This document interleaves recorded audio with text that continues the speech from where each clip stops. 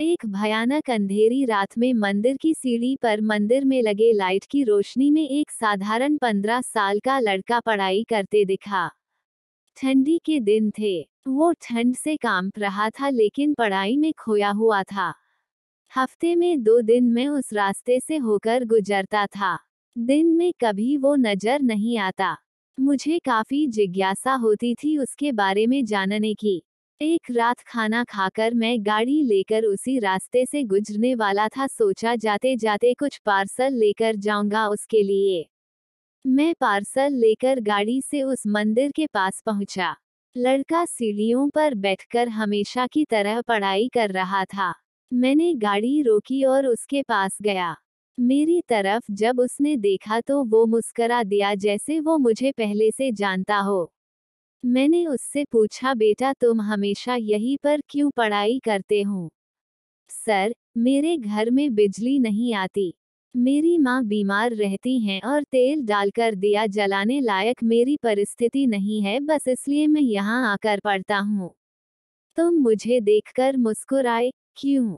मैंने पूछा। क्योंकि आप भगवान हैं, वो बोला। ऐसा नहीं है, मैंने कहा। नहीं, आप भगवान ही है, वो बोला। चलो वो सब जाने दो। मुझे बताओ, क्या तुमने खाना खा लिया? क्योंकि मैं तुम्हारे लिए खाने का पार्सल लाया हूँ। देखा, इसलिए मैं आपको भगवान कह रहा था। आज मुझे बहुत भूख लगी है, सुबह से मैंने कुछ भी नहीं खाया। लेकिन मुझे इस बात की जरा भी चिंता नहीं थी। मैं जानता था वो भगवान जिसने मुझे भूख दी है वो मुझे भूखा पेट नहीं सुलाएगा, किसी ना किसी रूप में आकर मुझे खाना देगा। और आप खाना लेकर आ गए। आप भगवान ही हो ना? मेरे पास कोई शब्द नहीं थे। अनजाने में ही मेरे हाथों पुण्य का काम हो रहा था। हर दिन कर्जे में डूबे होने के कारण ऊपर वाले को, उस भगवान को कोसता था। आज उसने मुझे ही भगवान की उपाधि देखकर शर्मसार कर दिया था। आधा खाना खाकर उसने आधा बचा लिया और मुझसे बोला कि सर आप 5 मिनट यही रुकिए, मैं ये खाना मेरी माँ को देकर आता हूँ। मंदिर से कुछ दूर एक पुराने घर की तरफ जाते हुए मैं उसे देखता रहा। कुछ मिनटों बाद वह वापस लौटा। उसके हाथों में मुट्ठी भर फूल थे। उसने वो मेरे पैरों में रख दिए और बोला, माँ ने कहा है जिस भगवान ने हमारा पेट भरा है उसके चरणों में थोड़े फूल तो चढ़ाने ही चाहिए। मेरी आंखें बंद हो गई और उसमें अपने आप आंसू निकल आए।